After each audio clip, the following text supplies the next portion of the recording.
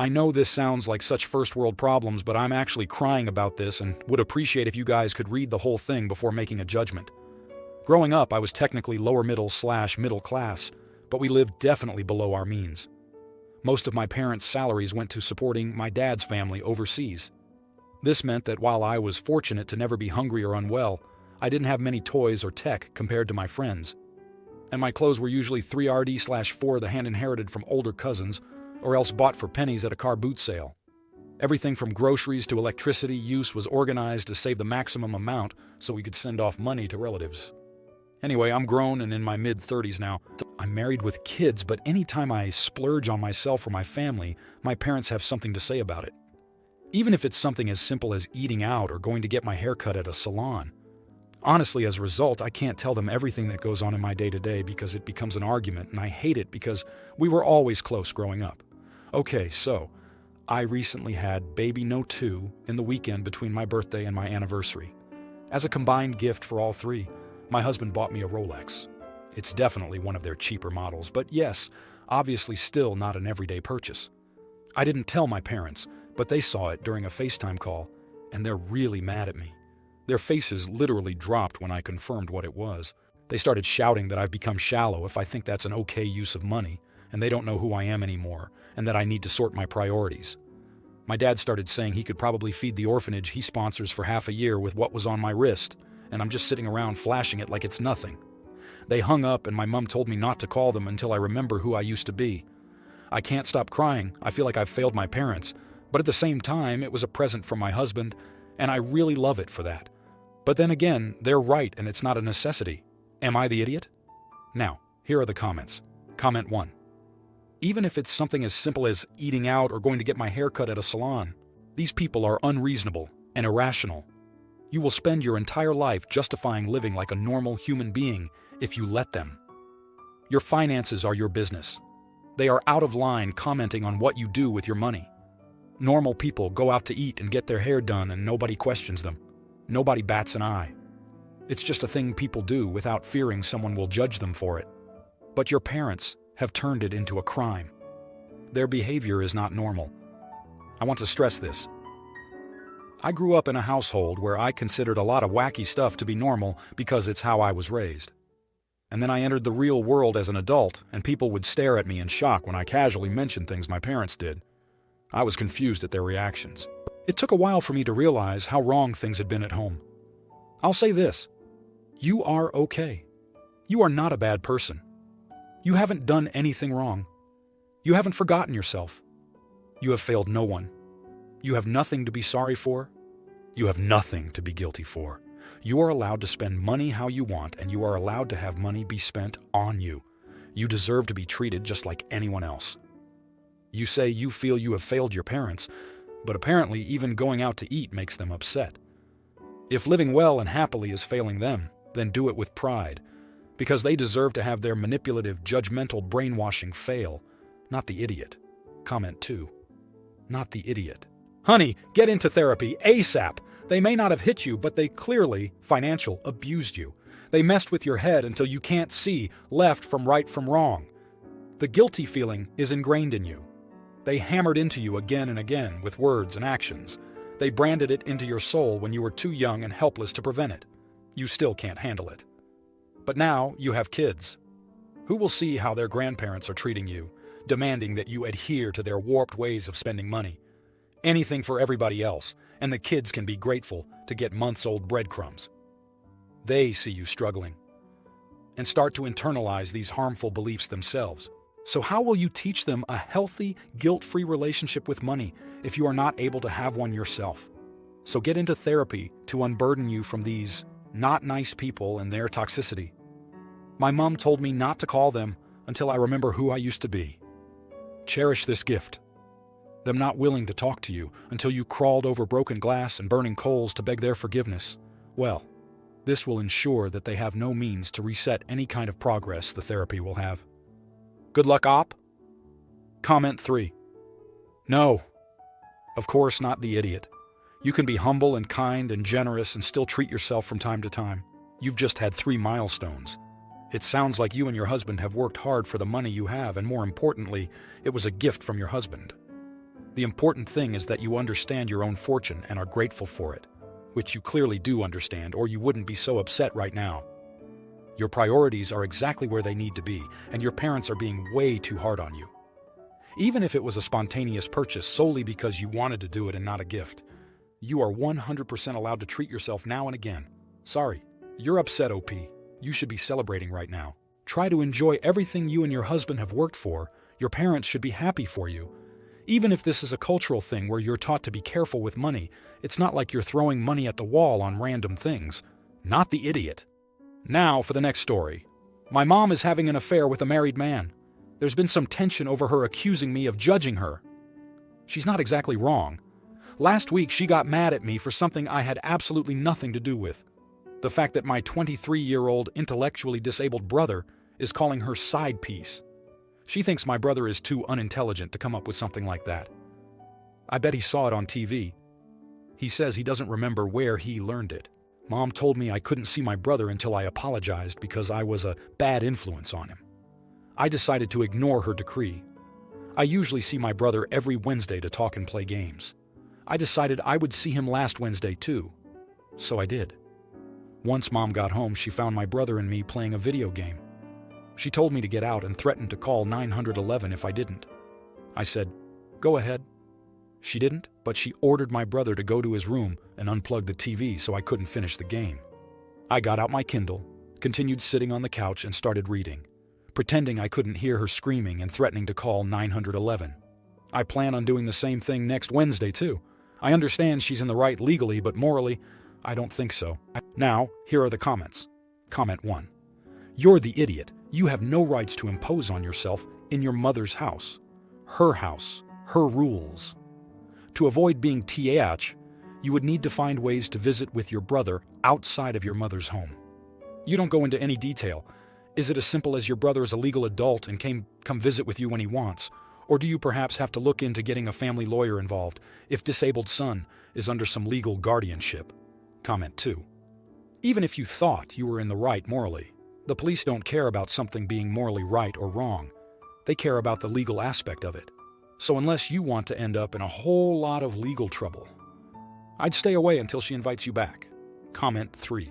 Everyone sucks here. Your mom is an AH for blaming you for something your brother probably learned on TV. You are trespassing for hanging out at her house when she told you to get out and is threatening to call 911. Now, for the next story. English isn't my first language. I, 20-year-old female, have a half-brother, 30-year-old male, from my father's first marriage. My parents divorced when I was 5. My brother and I were close, and he stayed over at our house a lot until I was around 12 years old. After some personal stuff between him and my mom and work on his side, we sadly drifted apart and maybe saw each other 1-2 times a year. My brother called me last year telling me he was getting engaged. In our culture, the groom's family goes to the bride's home to ask for her hand in marriage from her family. It was about that, and said he really wanted me there. I was excited and agreed, hoping that this would be a good time to try and reconnect. My mom encouraged me to go, but she seemed upset that it was last minute. He called me a week before and asked if he planned on buying me a dress. I said I didn't need a dress because I already had one at home that would fit. She didn't say much more after that. Afterwards, our relationship became much better and we hung out more. Where I'm from, most couples get married before the actual wedding. My brother and his now wife got married a week before their wedding, and again, my mom asked me if my brother was going to buy me a dress.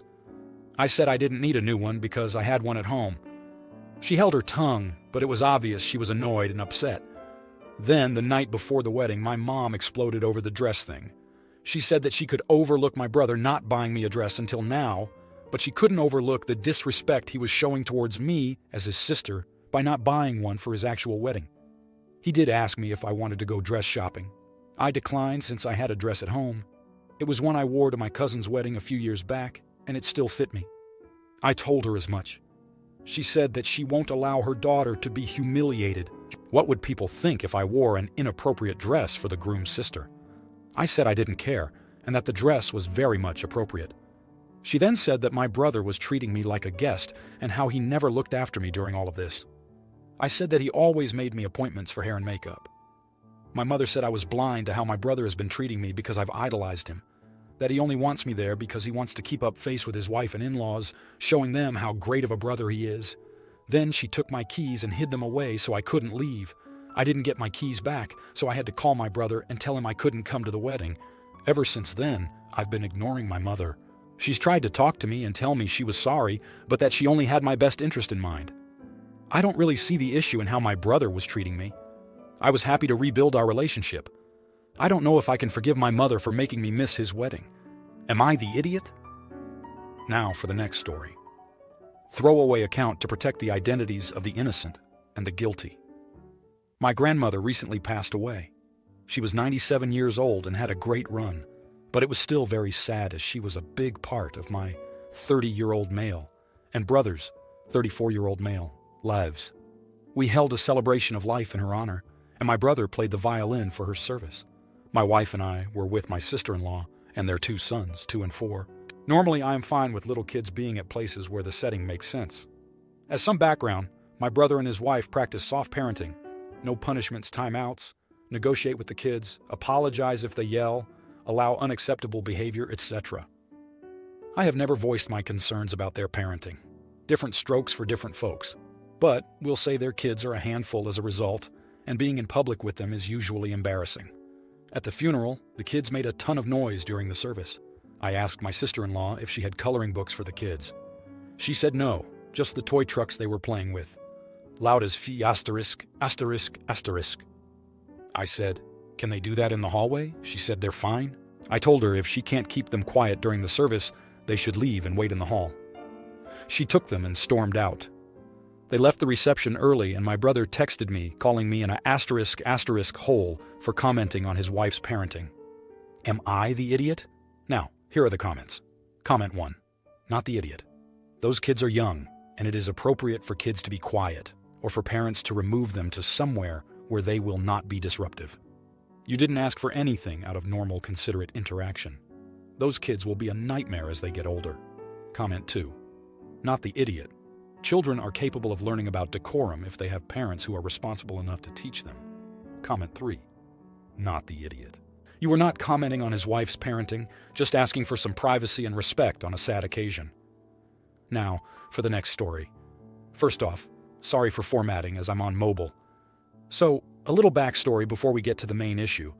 My fiancé, F29, and I, M34, have been engaged for a little over 2 years and are getting married next month. Combined, we make about $170,000 a year. We decided on a place that is perfect for us to get married at and never expected anyone to help because, 1, we chose a place that fits our budget, and 2, it's ultimately our day and what we want, so we planned on paying for it ourselves. Now, my fiancé's parents make more than my family does. My fiancé's parents offer to help in any way they can and have paid for stuff without us even asking. They paid for our bridal shower, which included the gifts, the food, and the rental spot. They also paid for her dress, which was about $1,000. My parents volunteered to pay for the rehearsal dinner and the dessert. We chose a place for the dessert and gave my parents a price. We chose to do cupcakes and just a little 2-tier cake from a popular bakery called Everything Bunt Cakes. Well, when we went to place the order, we found out the buntinis are really small and decided maybe we should double the order.